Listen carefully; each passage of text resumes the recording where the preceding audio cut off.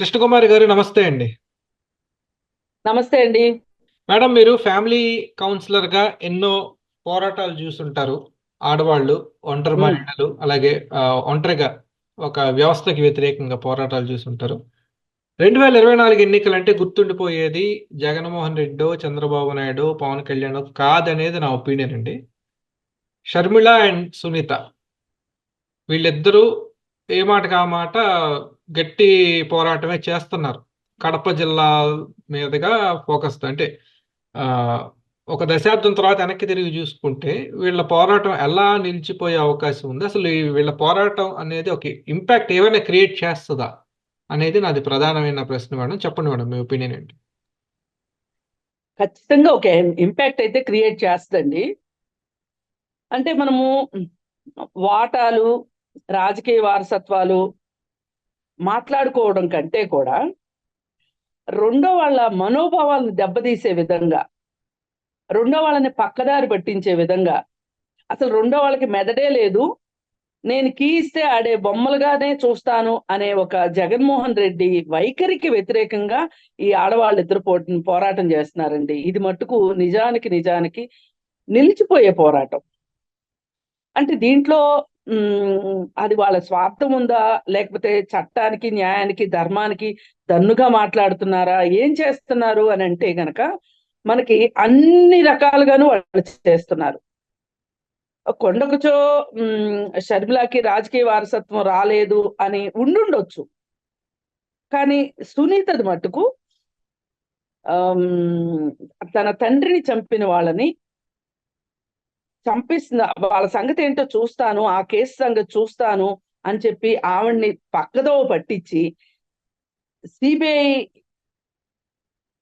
విచారణ అడిగాడు తను ప్రతిపక్షంలో ఉండగా. అధికార పక్షంలోకి వచ్చిన తర్వాత సీబీఐ విచారణ అవసరం లేదు అన్నాడు. ఈ ద్వంద్వ వైఖరి దగ్గరే సునీతారెడ్డికి అనుమానం స్టార్ట్ అయింది అసలు. పైగా తను ఏదన్నా చెప్పాలి అనుకున్న ప్రతిసారి తెలుగుదేశం వాళ్ళ పేర్లు చెప్పి తన నోరు మూయించటము, తన మనసు మూయించటము అనేది ఉంది చూసారా? తన మెదడు ఆలోచించకుండా చెయ్యాలని చూడటం వెనకమాలున్న దుర్బుద్ధికి వ్యతిరేకంగా తను పోరాడుతుంది. అది అక్కడ అక్కడ జరిగిందేంటి అంటే, అతను ఆ విధంగా దీని సంగతేంటో చూస్తాను. నా చిన్నాన్నని చంపిన వాళ్ళని నేను వదిలిపెట్టను. పలానా వాళ్ళు చంపారు అని ప్రతి ఎన్నికల సభలోనూ మాట్లాడి దాని ఫలితంగా వచ్చే సానుభూతిని తను పొంది అధికారంలోకొచ్చి అదే ఇయన్నీ అతను చేయలేదనుకోండి. ఈవిడ ఈ విధంగా మాట్లాడుతూ ఉంటే, ఆవిడ భర్త వైపుకు వేళ్ళు చూపించే విధంగా జగన్మోహన్ రెడ్డి వ్యూహాలు రచించడం ఉంది చూసారా? ఇది ఆమెకి రుచించలేదు, సామాన్య ప్రజానీకానికి కూడా రుచించలేదు. ఇందులో ఏదో ఉంది. ఏమీ లేకపోతే జగన్మోహన్ రెడ్డి ఎందుకు ఆవిడ మీద కత్తి కడతాడు? ఇప్పుడు చిన్న పిల్లలకు కూడా తెలిసేదేంటి అంటే, ఇప్పుడు ఒకవేళ ఆవిడే హత్య చేయించిందనుకుందాం. ఆళ్ళ భర్తే హత్య చేయించాడు అనుకుందాం. అసలు ఆవిడ నిందితులు పట్టుకోమని ఎందుకు అడుగుతదండి? చిన్న లాజిక్ కదా! చిన్న పిల్లలకు కూడా తెలిసే ఒక చిన్న తర్కం ఇది. ఇది జగన్మోహన్ రెడ్డికి తెలియలేదా? లేకపోతే తనకి తెలిసి కూడా ప్రజలకు తెలీదు అని అతను నమ్ముతున్నాడా? ఇలా ఇన్ని సూటి ప్రశ్నలున్నాయి జగన్మోహన్ రెడ్డి మీద. వేళ్ళన్నీ ఈరోజు జగన్మోహన్ రెడ్డి వైపే చూపిస్తున్నాయి. పైగా ఇంకొకటేంటి అంటే, అవినాష్ రెడ్డి వాళ్ళు చేశారు అనే దానికి చాలా వరకు దాదాపు 80% ఒక రూఢి అయిన పరిస్థితుల్లో కూడా అవినాష్ రెడ్డిని రక్షించటానికి చూస్తున్నాడు తప్పితే, తన చిన్నాన్న అనే ఒక ప్రేమ, అభిమానం, ఆప్యాయత, అనురాగం అసలు ఏమీ అతనికి లేవండి. అ అది అక్కడ సునీతారెడ్డి బ్రేక్ అయిపోవటానికి కారణం. ఈరోజు ఆవిడ ఏం చెప్తున్నారు? నాకు పోలీసులు భద్రత పెంచుకోమని చెప్తున్నారు. పెంచుతామని చెప్తున్నారు. వాళ్ళకేవో సంకేతాలు వచ్చుంటాయి. అయినా నేను దానికి సిద్ధమై వచ్చాను. నేను వీలునామా రాసొచ్చాను. ఇక్కడ వాళ్ళు ఒక్కరే ఉండాలి అనే పందాలో వాళ్ళ రాజకీయాలు సాగుతున్నాయి. ఆ ఒక్కరు ఎవరు అంటే అవినాష్ రెడ్డి మాత్రమే ఉండాలి ఇక్కడ అని కోరుకుంటున్నాడు జగన్మోహన్ రెడ్డి. దానిని నేను ఏమాత్రము సహించను. ఇది ప్రజాస్వామ్యం. ఇక్కడ కోర్టులు, చట్టాలు, న్యాయం, ధర్మం అన్నీ ఉన్నాయి. వాటన్నిటిని పరిరక్షించడానికి అవసరమైతే నేను నా ప్రాణాన్ని పణంగా పెడతాను. ఇది ఒక ఎగ్జాంపుల్ గా అయిపోవాలి, ఇది ఒక చరిత్రలో నిలిచిపోవాలి, సీమ ప్రజలకు అర్థం కావాలి, సీమలో ఇవన్నీ మామూలే కదమ్మా అని మాట్లాడిన మాటని నేను చరిత్రలో తిరగరాస్తాను అని చెప్పి సునీతారెడ్డి పట్టుబట్టి కూర్చొని ఉంది. సరే, తను ఇస్తున్న వివరణలు కావచ్చు, కోర్టులో తను ఫైల్ చేస్తున్న పేపర్స్ కావచ్చు, ఇట్లా ఏ రకంగా చూసినా ఆమె ఎక్కడా ఒక్క అడుగు వెనక్కి వేయకుండా, పైగా ఆమె ఏం చేస్తుంది అంటే లాయర్లు కూడా నమ్మట్లేదండి. ప్రతి పేపరు తను స్టడీ చేస్తుంది. ఏదో అంటారు కదా, ఒక సీనియర్ పేషెంట్ జూనియర్ డాక్టర్ అవుతాడు అన్నట్లు ఆమె కూడా ఒక సీనియర్ గా అక్కడ న్యాయం కోరుకుంటున్న క్లయింట్ గా ఆమె ఒక జూనియర్ లాయర్ లాగా అయిపోయింది. సరే, ఈమె సంగతి ఎలా ఉంటే, ఇక షర్మిల విషయానికి వస్తే, షర్మిలకి జరిగిన అన్యాయం మామూలు అన్యాయం కాదండి. ఒక రకంగా ఏంటంటే, ఆడపిల్లలు పెళ్లి అయిపోయి వెళ్ళిపోయిన తర్వాత భర్త లోకమే జీవితంలాగా ఉంటారు. భర్త తోడదే లోకం అన్నట్లు, పిల్లలే పరమావధి అన్నట్లు ఆమె సంసారం ఆమె చూసుకునే ఆడపిల్లలను చూశాం. కానీ ఈ షర్మిలారెడ్డి తను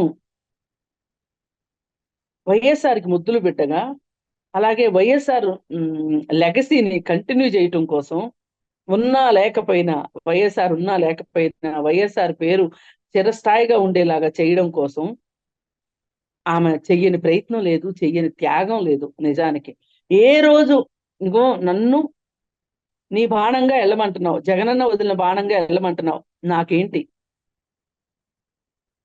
నాకేమిస్తావు నేను ఇది చేస్తే అని ఏ రోజు అడగలేదు పాపం.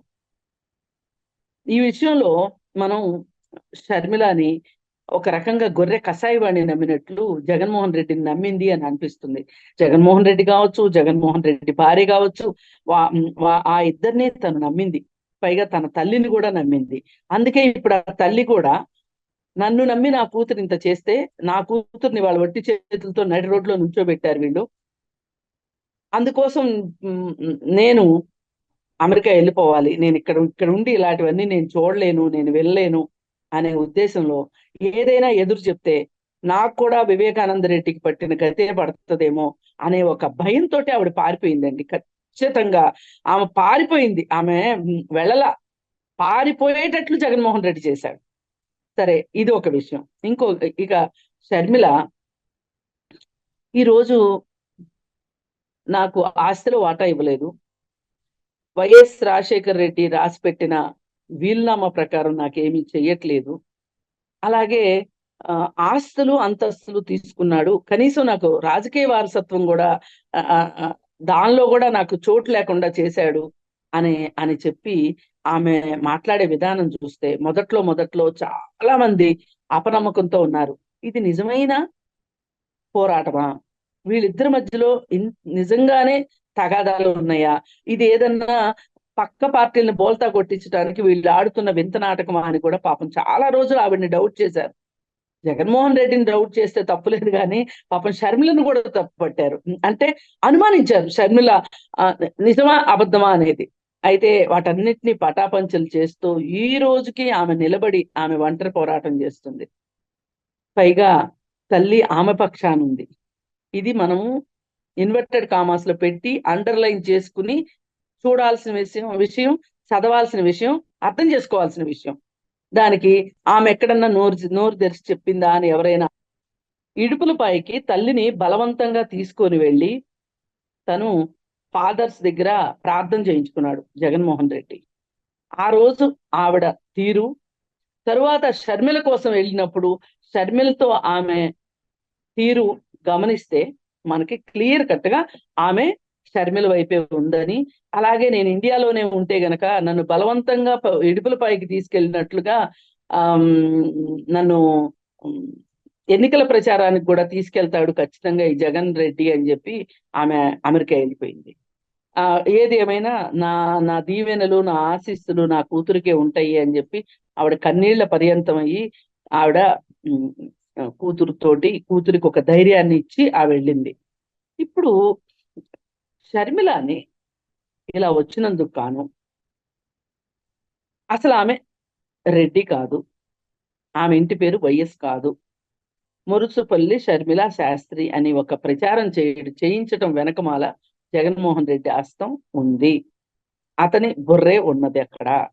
అమెరికాలో ఉన్న పంచప్రభాకర్ గారితో కూడా ఇవే మాటలు మాట్లాడిచ్చారు. అసలు మొదటగా మాట్లాడింది ఈ మురుసుపల్లి షర్మిల శాస్త్రి అని మాట్లాడింది వాడే. అసలు నాకు అర్థం కావట్లేదు, వాడేమి మనిషో వాడేమి డాక్టరో నాకు తెలియట్లేదు. కానీ ఇంత అమెరికాకి వెళ్ళి ఇంత అధునాతనమైన దేశంలోకి వెళ్ళి కూడా ఈ బూజు పట్టిన భావాలు ఏవైతే ఉన్నాయో, తండ్రి ఇంటి పేరు పెళ్లి తర్వాత కూతురికి మారిపోతది, ఖచ్చితంగా మారాల్సిందే, మారకపోతే కుదరదు, ఇంటి పేరుతో సహా ఆమె పేరుతో ఉన్న వెనకమాల కులం తాలూకు తోక కావచ్చు, అలాంటివి నేను నమ్మను. నిజానికి మీరు నమ్ముతున్నారు కాబట్టి నేను మాట్లాడుతున్నా. ఎందుకంటే ఆమెను అంత హింసించాల్సిన అవసరం, ఆమెను అంత అబాస్పాలు చేయటం, ఆమె మొదటి పెళ్లి గురించి, ఆమె రెండో పెళ్లి గురించి ఇవన్నీ సరిపోయినట్లు అనిల్ మొదటి భార్యను తీసుకొచ్చారు సీన్లోకి. ఇలా ఎన్నో రకాల దాడులు చేసి ఆమె వ్యక్తిత్వం మీద, ఆమె వ్యక్తిత్వ హననాన్ని, ఆమె ఆత్మాభిమానాన్ని ఆమె చంపే విధంగా ప్రవర్తించినందుకు ఆమె మరింత రాటు తేలిందనే చెప్పొచ్చు. ఆమె దగ్గర పూర్తి రాజకీయ నాయకురాలి లక్షణాలు కనిపిస్తున్నాయి షర్మిల దగ్గర. ఆ మాట్లాడే విషయాలు కావచ్చు, ఆమె ఎత్తి చూపే సమస్యలు కావచ్చు, ఆమె ఎత్తుగడ కావచ్చు, మాట్లాడే విధానంలో ఇవాళ ఒక పూర్తి రాజకీయ నాయకురాలు. ఇంకా ఒక రకంగా మాట్లాడితే ప్రజలంతా ఏమనుకుంటున్నారో తెలుసా అండి? జగన్మోహన్ రెడ్డికి ఏం తెలివి ఉంది, జగన్మోహన్ రెడ్డికి ఏం మాట్లాడటం చేతనవుతుంది, షర్మిల ఎంత బాగా మాట్లాడుతుంది. అసలు వైఎస్ఆర్కి నిజమైన వారసురాలు షర్మిలే అని మాట్లాడుతున్నారు. పైగా ఆమె పేరు కూడా అందుకు కలిసి వచ్చిందంట, వైఎస్ అనే పేరు. అసలు జగన్మోహన్ రెడ్డి వారసుడే కాదు, ఈమె అసలు వారసురాలు వైఎస్ఆర్కి అని మాట్లాడుకుంటున్నారు.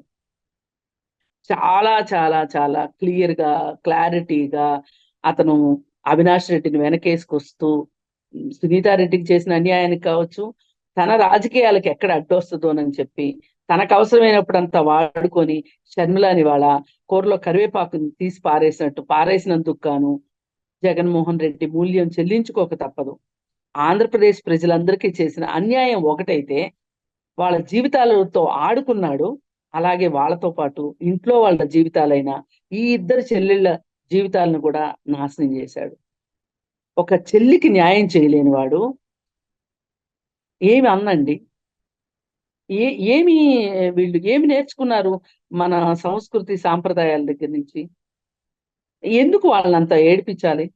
ఇవాళ వాళ్ళిద్దరూ బజార్న పడి మాకు న్యాయం కావాలి అని కొంగు జాసి అడిగేదాకా ఆడపిల్లలిద్దరిని వాళ్ళని నడి రోడ్లో నిలబెట్టాడు అంటే అసలు జగన్మోహన్ రెడ్డికి మనసు గాని ఏమైనా ఉందా? అది అసలు పాషాణమా, గుండె, అర్థం కాని అని ప్రజలందరూ మాట్లాడుకుంటారు. నేను కాదు, ఇప్పుడు ప్రజలు మాట్లాడుకుంటున్నవి నా దాకా వస్తాయి కాబట్టి, ప్రజలందరూ ఇలాగే మాట్లాడుకుంటున్నారు కాబట్టి నేను యథాతథంగా వాళ్ళ భావాలను చెప్తున్నాను. పైగా నేను ఏకీభవించకపోతే నాకు ఇంత ఆవేదన ఉండేది కాదేమో, నేను ఇంత ఇదిలా చెప్పగలిగేదాన్ని కాదేమో. ఏది ఏమైనా సరే ఈ రోజు జగన్మోహన్ రెడ్డికి ఈ ఈ మహిళలిద్దరి దగ్గర నుంచి పరాభవం తప్పదు. ఆ రోజు ఎప్పుడైతే ద్రౌపది వస్త్రాపహరణం రోజు జుట్టు విరబోసుకొని ద్రౌపది ఎలా అయితే శపథం చేసిందో, ఈ మహిళలిద్దరు కూడా అలాగే శపథం చేస్తున్నారు. వాళ్ళని ఎంతమంది ఏమన్నా, ఎలా అన్నా, ఏం చేసినా వాళ్ళు అసలు ఏ మాత్రం తొణక్కుండా బెనక్కుండా ముందుకెళ్తున్నారు. ఈ సందర్భంగా మనం కూడా వాళ్ళు ఈమె రాజకీయాల్లో నిలదొక్కుకోవాలి షర్మిల. అలాగే సునీతారెడ్డికి తన తండ్రి విషయంలో జరిగిన అన్యాయానికి న్యాయం జరగాలని కోరుకుంటున్నాను. ధన్యవాదాలండి. చూద్దాం మరి అక్క చెల్లెమ్మలు ఏమవుతారో, ఏం చేస్తారో మరి కొద్ది రోజుల్లో తెలియబోతుంది. ధన్యవాదాలు.